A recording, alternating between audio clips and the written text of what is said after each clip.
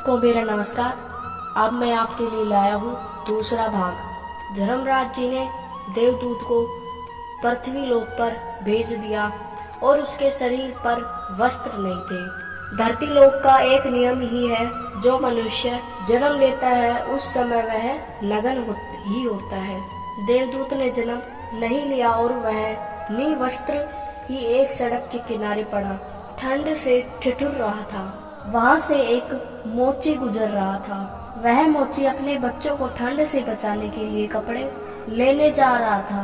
रास्ते में ठंड से ठिठुरते हुए एक नग्न व्यक्ति को देखकर उस मोची को दया आ गई। उसने अपने बच्चों को तो कपड़े नहीं दिए, लेकिन इस देवदूत को कपड़े और कंबल जरूर खरीद दिए और कपड़े लाकर देवदूत को दे दिए। और देवदूत कहने लगा, भाई आपने मुझे कपड़े देकर मुझ पर बहुत बड़ा उपकार किया है, लेकिन कपड़े देकर आपने मुझे ठंड से तो बचा लिया, लेकिन मेरे पास न कोई घर है और न कोई परिवार है और ना ही भोजन का साधन है। तब मोची बोला, हे भाई तुम मेरे घर चलो, मैं तुम्हारा सारा खर्चा उठा लूंगा। और वह मोची देवदूत को लेकर घर मोची की पत्नी ने देखा, उसका पति तो बच्चों को कपड़े लाने गया था।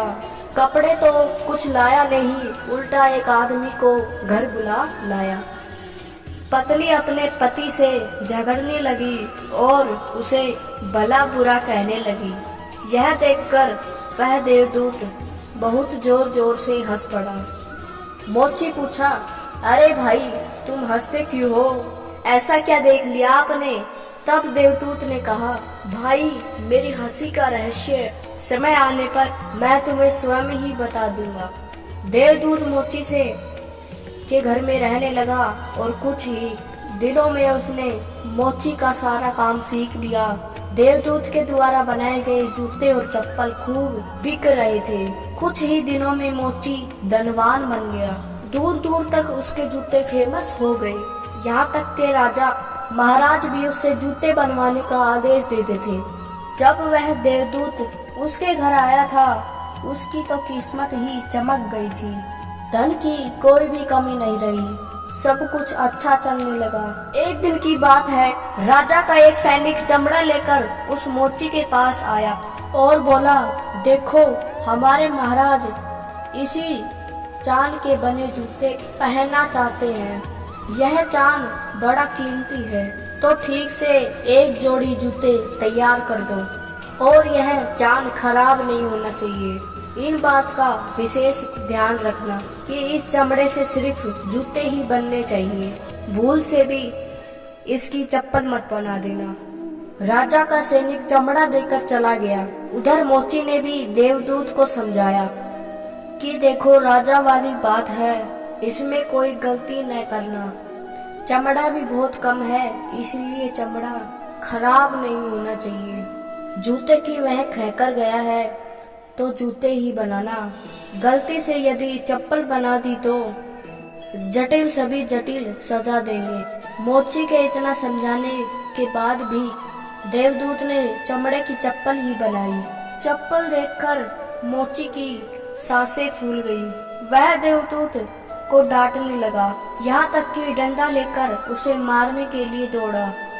कहने लगा, अबे मूर्ख, तुझे बार बार समझाया था कि जूते ही बनाना, लेकिन तूने चप्पल बना दी। अब राजा हमें छोड़ेगा नहीं, तू भी मरेगा और साथ में मैं भी मारा जाऊं। वह हमारे पूरे घर को फांसी लगवा देगा। मोची को अत्यंत दुखी देखकर देवदूत को एकदम से खिलखिलाकर हंसने लगे।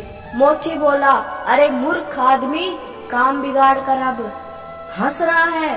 वह देखो जूते लेने राजा का सैनिक आ गया और बोला है, मोची भाई कल जो मैं चमड़ा देकर गया था उसके जूते मत बनाना, चप्पल बना देना, क्योंकि राजा साहब का देहांत हो गया है और यहाँ की प्रथा है कि मरने वाले व्यक्ति को चमड़े की चप्पल पहनाकर अर्थी पर लिटाया जाता है।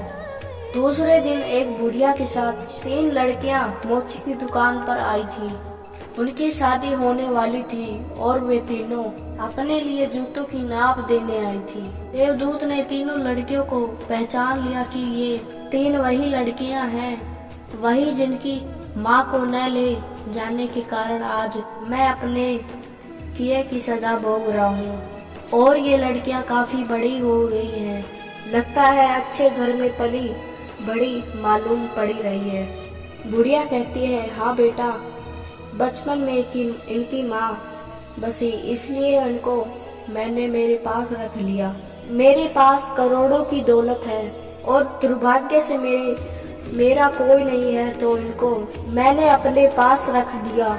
मैंने इनको पढ़ाया लिखाया और अब इनके बहुत अच्छे खानदान में इनका विवाह करने जा रही हूँ। लड़कियों का भाग्य देखकर देवदूत सोचता है, परमात्मा जो करता है अच्छा ही करता है।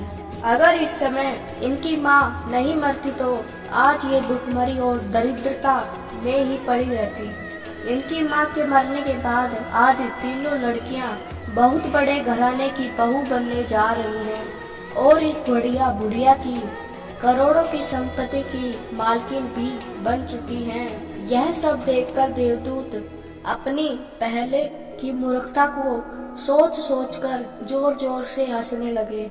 मोची ने पूछा, आप क्यों हंस रहे हो? अपनी हंसी का कारण बताओ।